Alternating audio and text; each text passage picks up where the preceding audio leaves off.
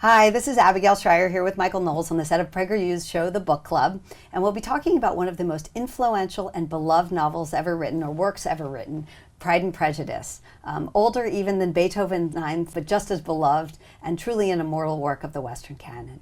I can't wait for you to see it. Subscribe to PragerU today to get all the latest updates and notifications and to see all its great content. PragerU is a 501c3 nonprofit organization, so we rely on donations from viewers like you to keep this content on the air. Please consider making a tax-deductible contribution today to help keep this content coming. Thank you very much.